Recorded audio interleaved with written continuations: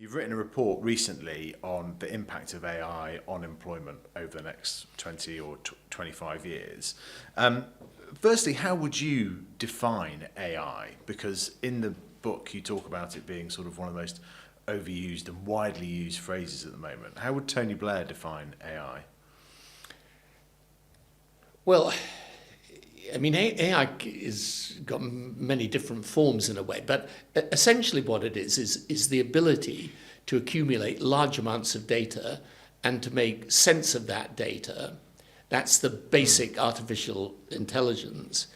But now with generative AI, you can actually take that data and predict what would be the sensible outcome of all that data that you have, so that you start to be able to write briefings and shorten all the process that goes into, particularly that goes into government. And finally, you will get a stage of artificial general intelligence when you will be able to, with all of that data, and remember the vast amount of data that we use has been created in the last decade, you will be able, for the machine, as it were, to think for itself and therefore to help devise policy. So you're going to be able to, it is a transformative thing. And, one of the things that's most challenging about politics is that people live in their own political history and they find it very hard when something as new as this comes, because this is a revolution, right?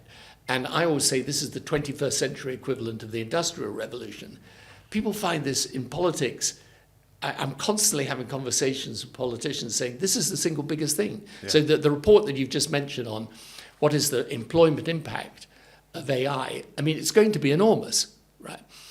So it should be the thing that occupies government really as its central mission. Yeah. Because it can also change the way you do healthcare, the way you do education, the way you do crime fighting, the way you do government.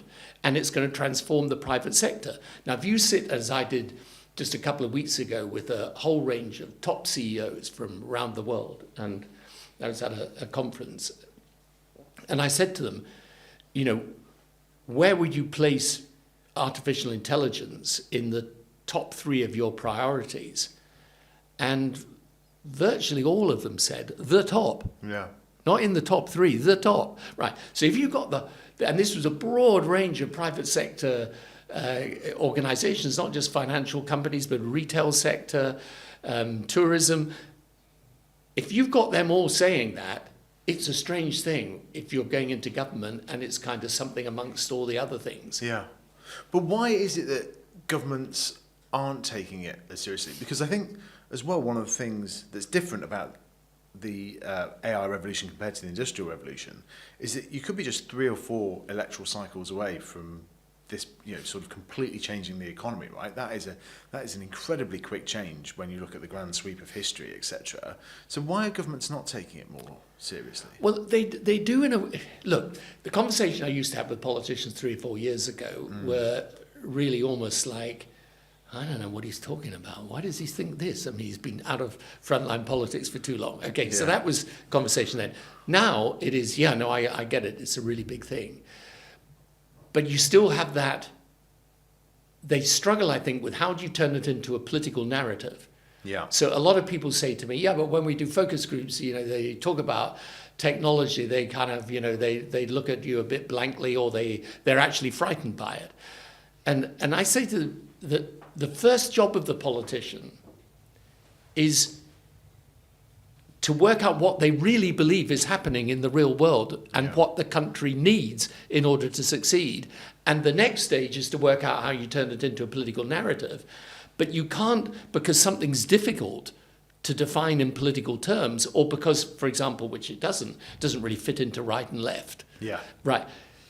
In those circumstances, your job as a politician is to find the way of translating that into a political narrative, not to say, well, it's too difficult, so I'll talk about something else, because it is the big real world change. Yeah. So if you take the central problem of developed countries today is we're taxing a lot, we're spending a lot, poor outcomes. Yeah. Technology is the answer to that, for sure. It is the thing that can transform your healthcare system and go right across public services and change it and produce huge savings. So you're producing better public services at lower costs. That's the challenge of the developed world. The challenge of the developing world is how do they accelerate development? Do they have to go and build the legacy systems of the West and developed nations in order to succeed? The answer is no, they don't today. Yeah. They can use...